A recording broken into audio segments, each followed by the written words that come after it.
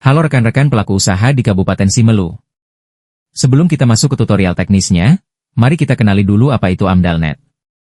AMDALNet adalah sistem informasi berbasis elektronik yang digunakan untuk mendukung proses persetujuan lingkungan secara terintegrasi. Melalui sistem ini, proses dari penginputan data, penapisan mandiri, hingga penyusunan dan penilaian dokumen lingkungan semuanya dilakukan secara digital, sehingga prosesnya menjadi jauh lebih cepat, transparan, dan efisien.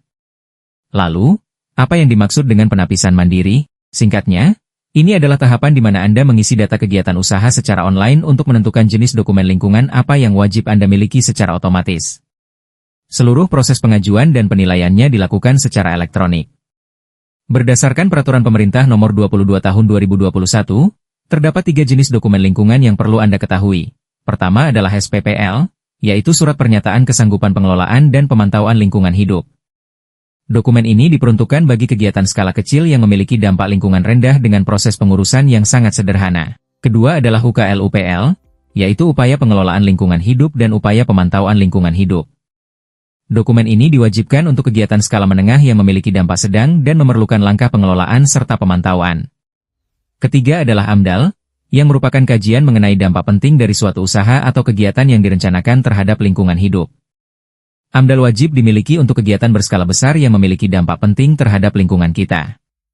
Nah, setelah memahami jenis-jenis dokumennya, mari kita langsung masuk ke simulasi tata cara penapisannya. Pertama, kita mulai dengan cara login terintegrasi yang paling praktis, yaitu melalui portal OSS RBA. Saat Anda sudah berada di halaman utama akun OSS, silakan arahkan kursor dan klik menu Perizinan Berusaha. Setelah itu, gulir dan pilih opsi Kelola Usaha, lalu masuk ke bagian Kegiatan Usaha. Di baris data usaha Anda, klik Detail Perizinan, dan terakhir tekan tombol Proses Penapisan. Sistem akan langsung memproses dan mengalihkan layar Anda secara otomatis masuk ke dalam dashboard sistem AMDALNet. Nah, selain cara tadi, ada juga cara kedua. Bagi Bapak dan Ibu pelaku usaha yang ingin masuk langsung, Anda dapat menggunakan akun OSS yang telah dibuat sebelumnya. Caranya sangat mudah. Pada halaman awal, silakan ketik alamat email dan masukkan kata sandi yang sudah terdaftar di sistem OSS Anda. Karena sistem AMDALNet dan OSS ini sudah saling terintegrasi, Anda tidak perlu lagi repot membuat akun baru. Setelah email dan sandi dipastikan benar, cukup klik tombol masuk, dan layar akan langsung membawa Anda ke halaman utama atau dashboard AMDALNet. Khusus bagi pemrakarsa dari kegiatan instansi pemerintah, Anda bisa langsung login dengan memasukkan email dan kata sandi yang telah terdaftar. Namun, jika instansi Anda belum memiliki akun, cukup klik opsi Buat akun baru di layar untuk mendaftar terlebih dahulu. Sekarang kita masuk ke bagian utama, yaitu proses penapisan. Di halaman dashboard, silakan klik menu Kegiatan, lalu pilih Daftar Kegiatan, dan klik Tambah Kegiatan Baru. Di layar akan langsung muncul data yang ditarik dari OSS Anda, lengkap mulai dari nomor kegiatan usaha, sektor KBLI, nomor KBLI, dan penjelasan lainnya. Langkah selanjutnya, beri tanda centang pada kotak kosong di samping nomor kegiatan usaha. Lalu, pilih sektor. Pilihan sektor yang muncul ini akan berbeda-beda, menyesuaikan dengan jenis usaha yang Anda jalankan. Sebagai contoh di sini, kita pilih multisektor. Untuk jenis usaha atau kegiatan, kita juga pilih opsi yang sama. Kemudian, ketikkan nama usaha atau kegiatan Anda di kolom yang tersedia. Nah, perhatikan baik-baik bagian ini karena sangat penting. Kita harus memasukkan nilai atau besaran dari usaha kita. Angka yang Anda masukkan di sini akan menjadi penentu utama apakah dokumen yang dibutuhkan cukup SPPL, atau harus menyusun UKL-UPL, bahkan AMDAL. Silakan klik tanda centang pada kolom, pilih besaran. Sebagai contoh, kita masukkan luas bangunan terbangun sebesar 300 meter persegi. Pastikan pilih satuannya. Sistem akan langsung memproses dan memunculkan hasil SPPL di sebelahnya. Begitu juga saat kita menginput luas lahan terbangun. Misalnya kita ketik 400 meter persegi, hasilnya pun tetap muncul SPPL. Untuk kebutuhan air, pilih opsi yang paling pas dengan kondisi usaha. Di sini saya contohkan memilih sumber pengambilan air dari penyelenggara sebanyak 0,5 liter per detik, dan sistem kembali mengeluarkan hasil SPPL. Pesan penting di tahap ini, pastikan semua angka dan data yang dimasukkan benar-benar sesuai dengan kondisi asli rencana usaha Anda di lapangan agar hasil dokumennya tepat. Jika semua data sudah terisi dengan benar, Langsung saja klik tombol selanjutnya, dan kita akan diarahkan ke tahap penentuan kewenangan. Sekarang kita lanjut ke tahap penentuan kewenangan. Di halaman ini, silakan pilih di mana lokasi usaha Anda berada. Apakah di daratan, di perairan darat, atau perairan laut. Sebagai contoh di video ini, kita pilih lokasi di daratan, dengan tapak proyek di tingkat kabupaten atau kota. Sebagai informasi tambahan, jika lokasi usaha Anda di perairan darat seperti sungai atau danau, kewenangannya akan berbeda-beda. Jika hanya di satu kabupaten, itu kewenangan kabupaten. Jika melintasi beberapa kabupaten dalam satu provinsi, persetujuannya diterbitkan oleh provinsi. Namun, jika melintasi batas antar provinsi, maka itu menjadi kewenangan pusat. Logika pembagian kewenangan yang sama juga berlaku untuk perairan laut. Langkah terakhir di halaman ini, silakan pastikan apakah kegiatan Anda tercantum dalam Permen LHK nomor 22 tahun 2025 lampiran I dan 2. Jika tidak termasuk, silakan dilewatkan saja. Setelah itu, langsung klik tombol selanjutnya. Nah, sekarang kita sudah berada di halaman hasil penapisan. Di layar dapat kita lihat dengan jelas, jenis dokumen lingkungannya adalah SPPL, dengan tingkat risiko rendah, dan kewenangannya ada di tingkat kabupaten atau kota. Langsung saja klik tombol, simpan dan cetak PDF. Dan, seperti inilah wujud lembar hasil penapisan Anda. Sangat mudah dan praktis, bukan? Selesailah sudah tahapan penapisan untuk jenis dokumen SPPL.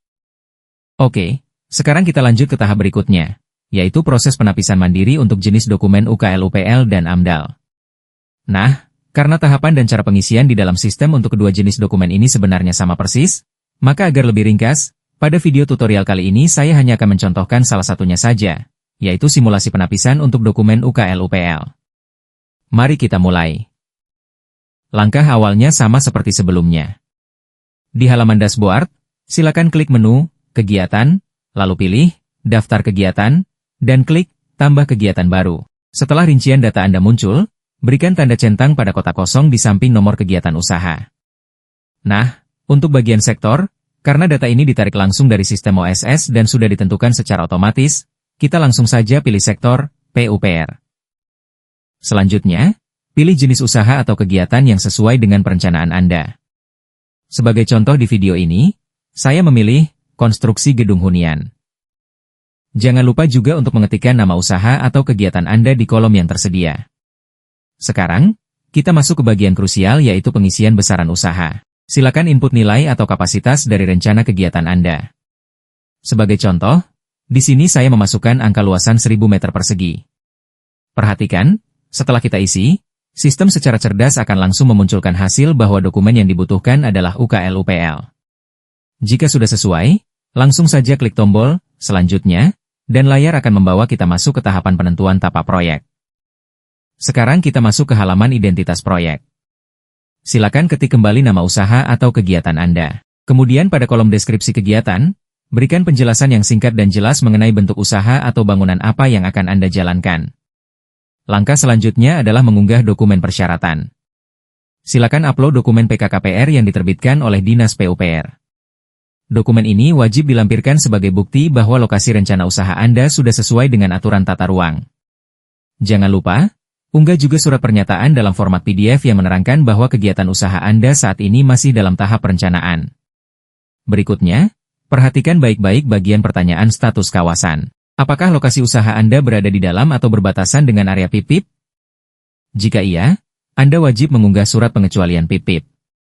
Jika tidak, bagian ini bisa dilewatkan saja. Lalu, ada pertanyaan apakah lokasi masuk atau berbatasan dengan kawasan hutan lindung. Hati-hati di bagian ini. Jika Anda memilih, iya, namun tidak punya surat keterangan pengecualian, maka sistem akan langsung menaikkan status dokumen Anda menjadi wajib AMDAL. Jadi pastikan Anda memilih sesuai dengan kondisi asli di lapangan. Jika aman dan tidak bersinggungan, cukup pilih tidak. Setelah memastikan status kawasan, saatnya mengunggah peta tapak proyek. Pertama, unggah peta tersebut dalam format PDF dengan ukuran cetak A3. Kedua, unggah juga peta yang sama dalam format titik koordinat atau file SHP yang sudah dikompres menjadi folder ZIP. Terakhir, pilih wilayah RT/RW provinsi lokasi kegiatan Anda, dan langsung klik tombol, lanjutkan. Kita masuk ke tahap penentuan kewenangan. Tahapannya kurang lebih sama seperti saat kita melakukan penapisan SPPL tadi. Pertama, silakan pilih lokasi. Jika kita memilih lokasi di daratan, perhatikan cakupan tapak proyeknya. Jika proyek Anda melintasi batas provinsi, maka kewenangan penerbitan persetujuan lingkungannya ada di pemerintah pusat. Jika melintasi antar kabupaten, kewenangannya ada di provinsi. Nah, untuk contoh di video ini, mari kita pilih lokasi yang berada di dalam satu wilayah saja, seperti di wilayah Kabupaten Simelu kita, sehingga kita klik kewenangan kabupaten atau kota. Lalu, bagaimana jika lokasi usahanya di area perairan?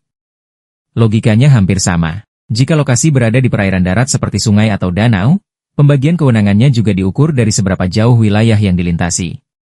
Namun, perhatian khusus jika Anda memilih lokasi di perairan laut, kewenangannya hanya diterbitkan oleh dua pihak saja, yaitu di tingkat provinsi dan pusat. Pastikan Anda memilih status kewenangan yang benar-benar akurat sesuai dengan titik lokasi usaha Anda di lapangan agar proses administrasinya berjalan lancar. Jika semua pilihan sudah dipastikan benar, langsung saja arahkan kursor ke bawah dan klik tombol selanjutnya. Akhirnya, kita telah sampai pada tahap yang ditunggu-tunggu, yaitu halaman hasil penapisan mandiri. Di layar ini, sistem akan menampilkan ringkasan data kegiatan Anda dan menetapkan jenis dokumen lingkungan yang diwajibkan. Sesuai dengan besaran skala yang kita input tadi, hasilnya menunjukkan bahwa kegiatan ini wajib menyusun UKL-UPL. Jika Anda sudah yakin datanya benar, langsung saja arahkan kursor dan klik tombol simpan. Lalu, bagaimana cara mengunduh bukti visi penapisannya? Sangat mudah.